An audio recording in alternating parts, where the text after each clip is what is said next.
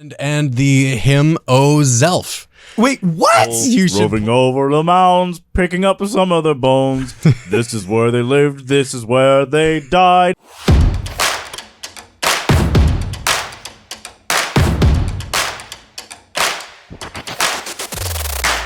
No, the Toronto one's my favorite because Canadian Nephites, bro. Dude, there's a Toronto one? Yeah, because narrow neck of land right by freaking Niagara Falls, bro. Like, you've got this little tiny narrow neck of land. You could totally have that be, like, it's actually a really good fortification point, right?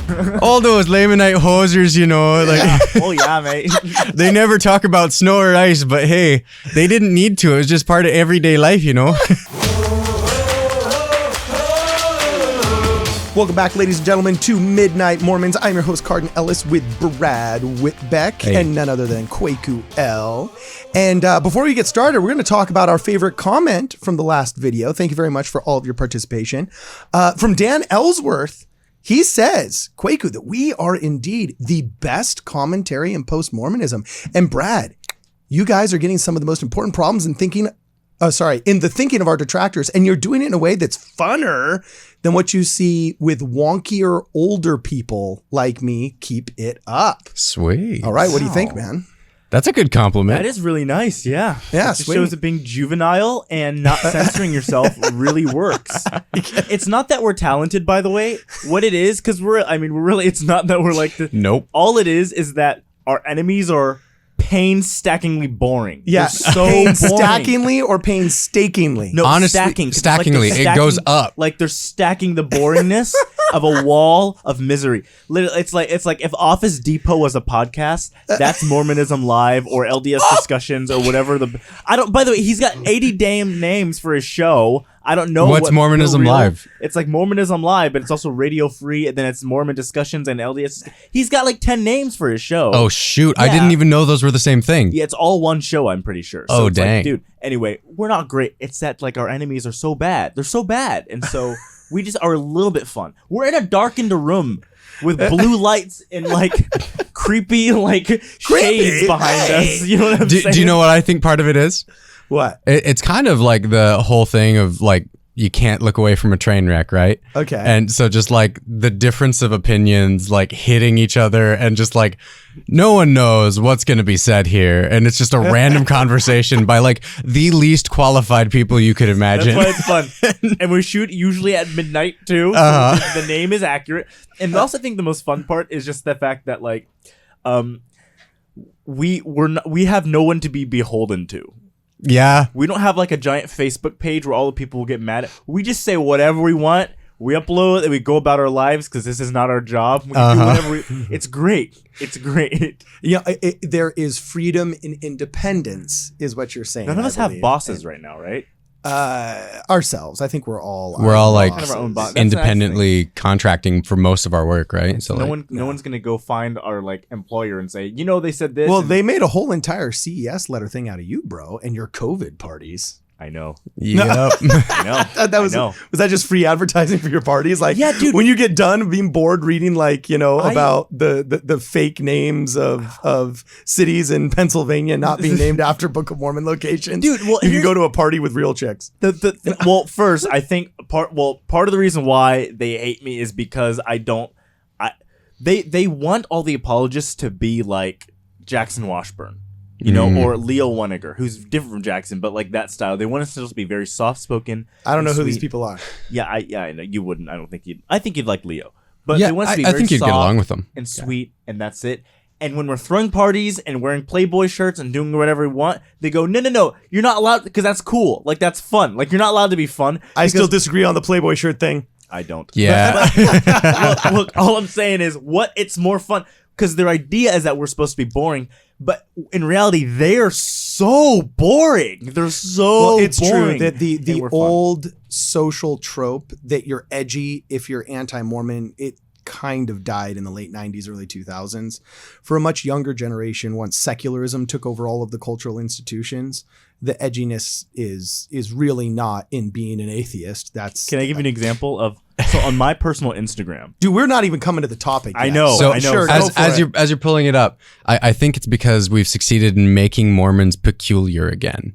Like we've got a bunch of people who are just like, we are now countercultural by living our religion, right? Yeah, no, it's cool, and it's also So like the Mennonites are the most make our people peculiar again. No. Maybe that's the wrong direction Maybe to take they're it. the edgiest. The Mennonites are the edgiest now, dude. Here's what I've been thinking. So on my Instagram, I'll post like stuff on my story that's super pro LDS, but like using meme style, because like if you're gonna be pro Mormon, go so far with it where you're almost being funny. This got 930 likes of like a photo dump, but one of the memes, it's this. It says, Brigham Young holding a gun, hippity hoppity, get off church property, right? Stuff like that. People are like, "Are you Mormon?" Hippity hoppity, get off church property. That's kind of funny. Like we're making it funny. Like I'm LDS. You should be ashamed of Brigham Young. Here's a meme of him holding a gun at you that says "F off." Like, that's so funny. In unrelated news, insensitive topics or comments from Kwaku involving muskets. And that wasn't a musket; it was a shotgun. That's and it actually way safer, right? It was a frog. You know what I'm saying? It was a frog. So. Yeah. Anyway, okay, so I confess on this podcast, I'm not the authority. You are the authority, Brad and Kwaku, because this topic is, man, I always get worried when I announce these topics that I know nothing about because you guys go off and it's like crazy. And I like sometimes wonder where I am. You know what I'm saying? And hey, I mean, there's still a lot of stuff to look at. Sometimes we go like really. I get a topic in that's like a super esoteric. And everybody's lost, and I'm like, all right, we're talking about reptilian lizard people. So somebody take us for a ride. Okay, so I don't know who wants to take us, but we had a viewer ask, could you discuss the Heartland Theory? Yeah. And it sounds like it's something that's related to the limited geography model or something. Yeah, okay. So the my Heartland gosh, Kwaku, Theory. look at that face. I am worried, but Brad, you're more mature and you're the future apostle. So Brad, take it away. No. So I think when you're looking at like the Heartland Theory, this is one of those Book of Mormon geography models, right? Okay. So the Heartland Theory itself is taking the Book of Mormon and placing it in the heartland of America, right? Okay. So like Ohio, Illinois, well, yeah, but then into New York. immediately I want to shoot that down and just say, so then what was the narrow neck of land that shows up in like 20 different books? I can see why people thought like South America, Panama. Which one do they have with Rod Meldrum? Do you have it? Their narrow neck of land? No, I don't know exactly where he thinks it is. There's one. This. I'm going to look this up on the fly. You know, I hate looking up stuff on the fly, but. Well, okay. So I am not a Heartlander or necessarily a Mesoamerican model guy. I have a couple different theories, okay? Hemispheric. Yes, Wait, what did you say? No. The hemispheric model, the whole Book of Mormon is the entire South North Central and South America. What? All of it. Well, okay, that would make sense because then the Panama Canal would be the narrow neck of land, right? That's the hemisphere. You could have that way be. too big of a. However, I will say I used to laugh a lot at the Heartland Theory. I used to laugh at it. Okay. Mm-hmm. However, they make a couple of good points. Oh no! Wait, hear me out. They went QAnon with you, and then you're like, "Hey, no, I'm not Phil Davis." Okay. Yet. Can we talk about that? The chocolatier who started a new Mormon offshoot. Oh, that should be another. What? That'll be a new I used to podcast, a take different chicks podcast. What? Okay, in Provo, on University Avenue, there's a place called Taste. It's a chocolate shop. It's really good. I used to take girls It's there all the really time on good. dates. One of the founders of it, the chocolatier Ryan Davis, started a Mormon offshoot religion, which is a QAnon. He like canonized QAnon stuff.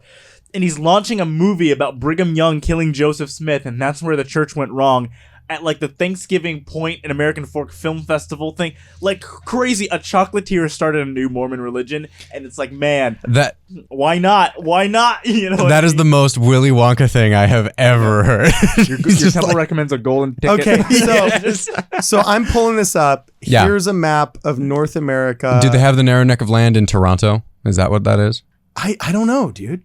You know this stuff, not me. Yeah, no, I'm not super familiar with Heartland geography, right? Where they say everything happened.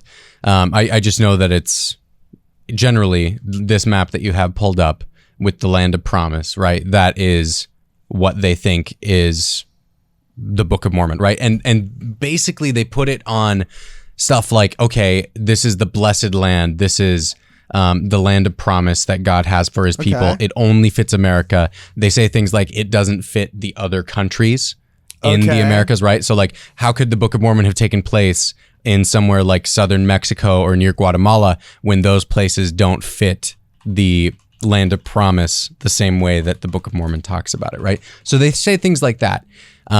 There's, I think, another stuff like they take a letter that Joseph Smith wrote right after finding the bones of Zelph in a mound as they're going on Zion's camp, right? And they take that and he says, we're going across the plains of the Nephites and we see these bodies and these all of this evidence of the Book of Mormon here, right? But then they kind of conveniently ignore when Joseph Smith was the editor of a paper that starts talking about how, hey, look, in Guatemala, you have all of these ancient ruins that also are very solid evidence of things like the Book of Mormon, right? So I think they kind of end up picking and choosing. Well, that's all well and good, but let me tell you something. The stars at night are big and bright in the United States. Ain't no way that's Book of Mormon taking place in Panama or one of them brown countries. This is God's green earth, and the red, white, and blue is what Jesus said. Nobody you too. actually talks No. about Kwaku is going to be a speaker at the next Heartlander conference. Wait, hear me out. Okay, so What? wait, hear me out. They are a little bit into the Curse of Cain thing as well. They are. Really? There's Well, a lot of baggage that comes with this Heartlander geography theory. Okay, now to be fair, okay, I'm going to be nice to them because when I first got into this whole world of defending the church, the friends I made were the Mesoamerican scholars. Yeah. Right? Like those people, okay?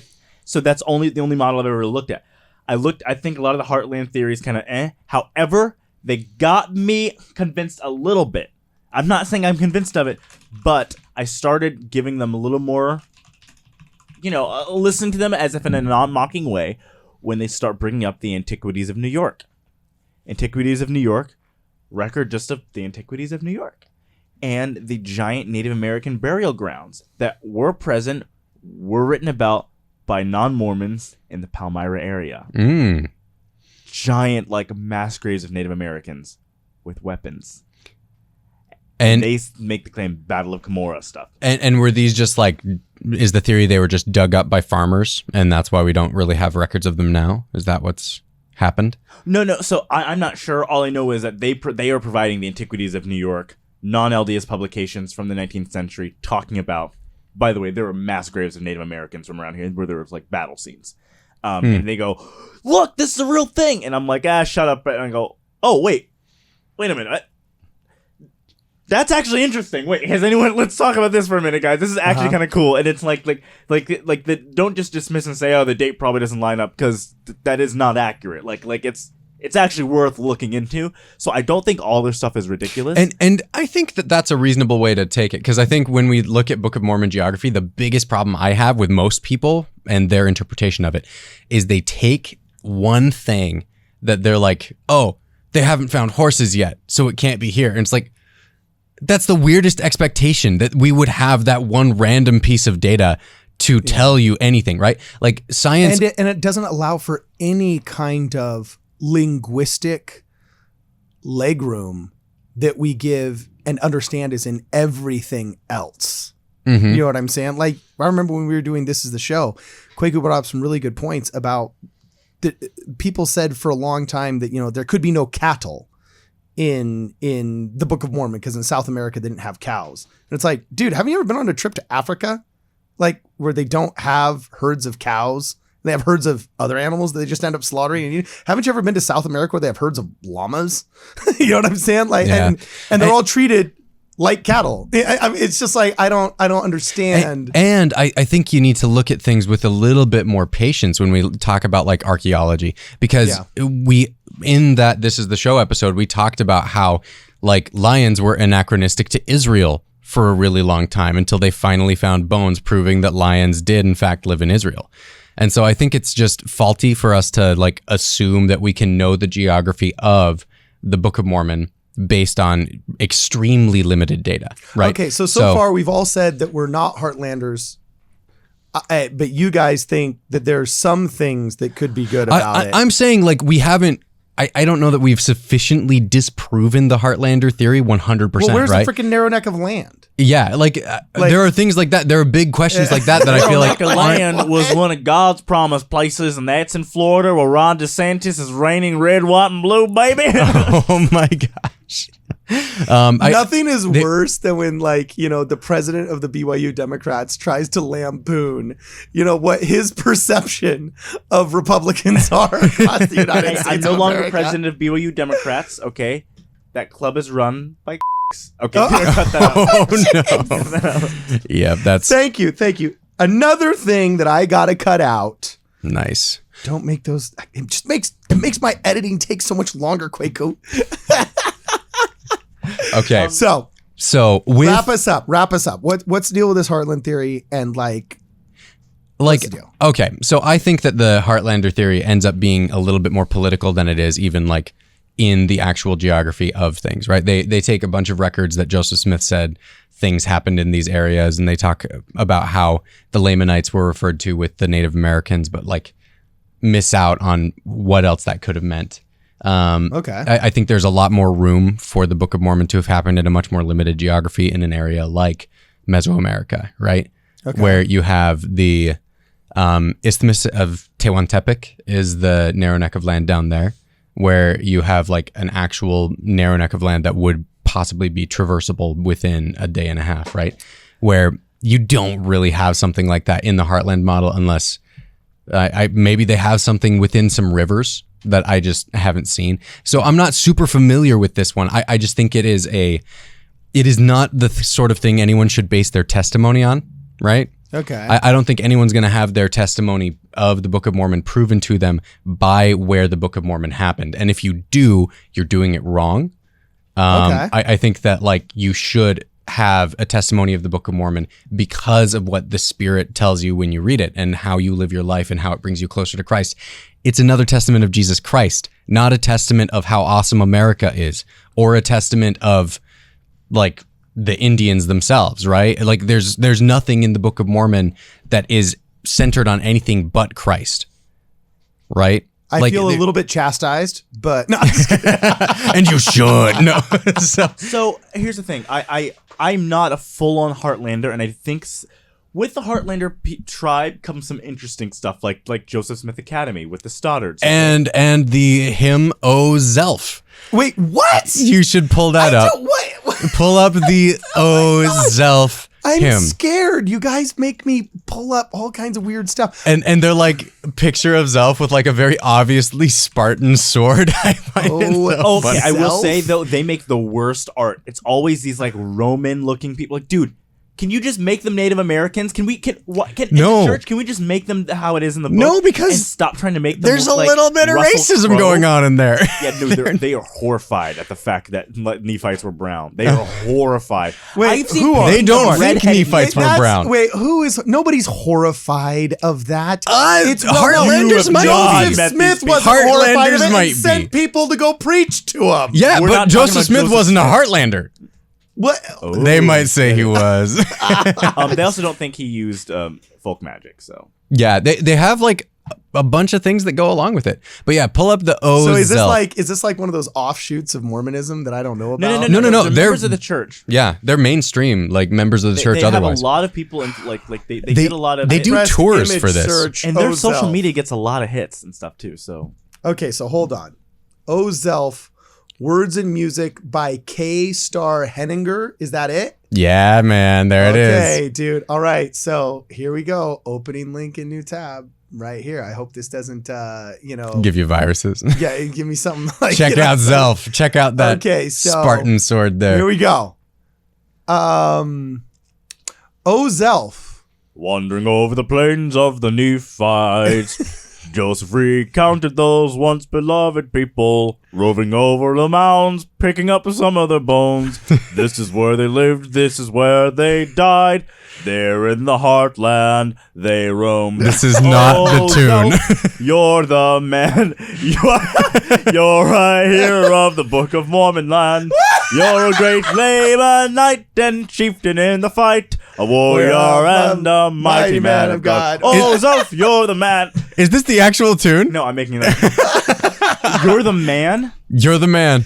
You're the man, Zelph. No, here's the other thing that I think is crazy. Zelph is not mentioned in the Book of Mormon, so it's pretty obvious to me that Zelph is like outside of the Book of Mormon narrative. I think there's totally room for Zelph to be a person who like was a descendant of Lamanites, right? So I like the Heartland as hinterlands model.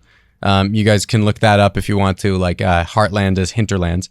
Where Wait, Heartland as hinterlands? Dude, Yeah. this is such an education. I can't keep up with. It's like trying to drink out of a fire hose. With Yeah. you two today. So with this one, it's like, hey, everything happened in Mesoamerica, but you have people migrating, right? You have people leaving. You had people go north like Hagoth, right? So Yeah. we have people like Zelph coming out of Lamanites who went northward and ended up in Zelph's area, right? I heard that Zelph was just like a joke Joe Smith was making. I don't think the record suggests that. There's like 4 people who are like very clear that he like had a vision and like talked about it. Like Heber C. Kimball is straight up like he asked the Lord and this is what he said. Wilford Woodruff says the same kind of thing. He's like, hey, we're so grateful that God is so aware of us that he gave Joseph Smith this information. Like Moses Martin, he goes through and says like, here's this random skeleton we found. It's of Zelph. This was cool. Moses Martin may not name him. Well, my professor Matheny, when I was at BYU, he dug up the mound. He was actually an archaeological professor that was sent there by the by BYU to dig Nice. it up. And he found out it was like a 2nd century Indian burial mound. Yeah, and that's the crazy thing is You know, like so Naples Russell Mound 8 is what this one is the mound where they found Zelph. And that's what it's called. And like it's what? Do you think the next scripture we get's gonna be about Zelph?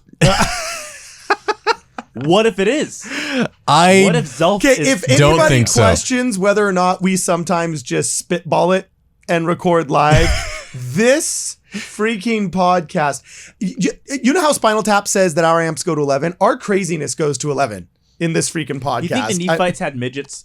I'm wondering as if that... Kwaku, you know that's not the term to use anymore. Sorry. Humanettes. That was worse. Bite-sized people? What do you want me to call Dwarves. them? Dwarf seems worse. That's like Lord of the I know it No, does and feel that's- worse, doesn't it? No, but that's a different medical condition. Well, no, gosh, here's the real Kwaku. thing. Okay, have you guys heard of the Baja California model? Yes, that one's actually I like I their don't think website. that one's that crazy. So I look looked- up this one. I think is choiceland.com. Oh, dude, this is scaring the crap out of me. I swear it's like having Alex Jones on. So I this can't one, go fast enough. It's like when Jamie on Joe Rogan is trying to type in and fact check Alex Jones as he's just cruising. Nice. Okay, so here we go. What am I looking up again? So choiceland.com. I think choiceland.com. Yeah. And these people are arguing that it's the Baja California area. the Baja California Yeah. area And- is And their whole basis for this is on plants, right? So they're talking about how this is one of the only Mediterranean climates that would match for like the seeds and everything Nephi and his people brought. I really don't think the Baja California model is that crazy. I don't think it's crazy either. I don't know enough about it. But once again, where was the narrow neck of land? Because So a big, look at it. like- They have a map and they like make it super clear. They have the land southward and the land northward, and they talk about how why is it that the Nephites or the Lamanites always went northward, right, instead of just going other places. It's because they had to go through that narrow neck of land. It's right there. Your mouse is right close to over. No, it says land of desolation, land of bountiful, land of Zarahemla, land of Nephi, East Sea, West Sea. But I don't see where the narrow neck of land is. You don't have a narrow neck of land if it's connected to Texas. Right? No, they identify it though. They have it on one of their maps here. And so they talk about how like this is why the Lamanites kept on fighting through the Nephites, which I seems just- like a reasonable thing. I Like just want them to be like on Newport Beach. Like, I just want the Nephites to be there. You know, I just like want them. just having a good time, you know, worshiping God, living their best life, you know. Although I got to tell you, of all the ones that you've presented to me thus far, I'll look into the narrow. Oh, here it is, the narrow neck of land, a touchstone in Book of Mormon geography. Okay, so This is the model I'm most comfortable with. Is So- Baja California. People make fun of me, like Spencer over there. All the you know those groups of apologists they're my friends. They're all on the Brazil train. You know, they're all or Mexico. Well, that's just because they served in Brazil and they want to think that they were in the land of the Nephites. As they're having their yerba mate, you know what I mean, or that mulchy stuff they put in that little. Oh yeah, what is that even called? I don't know. Matcha. Yeah. Matcha. Okay, yeah. so here's my only problem with this whole a choice land model that I see right here right away. Okay, is if you look at the map that they're providing us here. Okay, if you look it up. The narrow neck of land is right there in yellow where my mouse is on the screen. Okay. Right in between the land of desolation and land of bountiful. That narrow neck of land is maybe only like 100 miles, 10 miles less narrow than the land above it and below it. And it just, I don't know, it doesn't seem that narrow. Well, part of the reason why they picked that as the narrow neck of land is because of the way the narrow neck of land is described as having the, where the sea comes into the land, right?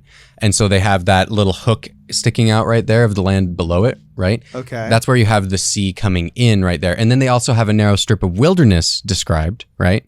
Okay. Now, I don't know how much I like this model because there's way less like anthropological evidence supporting this one. Like they don't have anything for like humans being there at the right times and anything like that, right? Yet, exactly, right? Like I don't think that we should be saying, oh, these are disproven because we don't have evidence yet, because absence of evidence is not evidence of absence, right? We need to remember that always. I like the Central American model the most myself right now because that's the one that I feel like has the best anthropological stuff going on. I'm a little bit wary of like the Isthmus of Tehuantepec there feels like it's a little bit big for the narrow neck of land also. Like it feels like it would be a little long. What do you guys think about Panama? Panama? I could see it. A lot. The Panamanian model is also, I think, very, very interesting. Mm-hmm. With like straight up Colombia as... Yeah. That one I know the least about. So here we got Rodney Meldrum. You got the Meldrumites, okay, who have the northeastern America, okay, to Middle America model. Then you've got the Interpreterites, who were on the Brazil or Mexico train, right? Mm-hmm. Then you got, I'll call them the Rapalites, like Neo-Rapalite, the Rapalites. Then you got the Bahaites. That one sounds the coolest. The Bahaites. Sounds like you're ready for war. Yeah. But you have like the random people who were like, no, it's in Florida, or like, you know, like some people think it's in Canada. Yeah, no, the Toronto one's my favorite because Canadian Nephites, bro. Dude, there's a Toronto one? Yeah, because narrow neck of land right by freaking Niagara Falls, bro. Like you've got this little tiny narrow neck of land. You could totally have that be like, it's actually a really good fortification point, right? And so there's a really fun one that's like, oh yeah, you know what? All of the Nephites and Lamanites totally Canadian. Dude, let's ignore the fact that they were walking around not wearing clothes. Alma the younger bud, yeah, he's just gonna go hawk a dart right there now by the all those Lamanite hosers, you know, like oh yeah, mate. They never talk about snow or ice, but hey, they didn't need to. It was just part of everyday life, you know. Well, that's how they talk. Oh, 100%. That's how Nephites talk. I'm Alma the younger bud. And I'm a Malachiah. I'm here to poison your king and take over your lands, eh? A Canadian wouldn't do that. There's no Canadian Lamanite. Wow, they're very friendly. They'd be like, oh, you're a descendant of Ether? Should you come over in the boat? Because they always say like, you want to go in the boat? Or they say the boat. I can't even do it. Your accent's far better than mine. I'm not even going to try. Isn't it like boat? Oh, it depends. Depends on where you're at. But you could say like there are Canadians who say about like a boot. It's a boot. A boot. You guys put on a toque? Oh yeah, toques. Okay. Beanie is a stupid word. Okay, so I'm gonna just take a moment and stand like soapbox for a second. Beanie is the dumbest word in the American language, and toque should be used by all people. Okay. This is Midnight Mormons. See you in the next Canada's podcast. A practice country. I don't believe it. Okay, cut.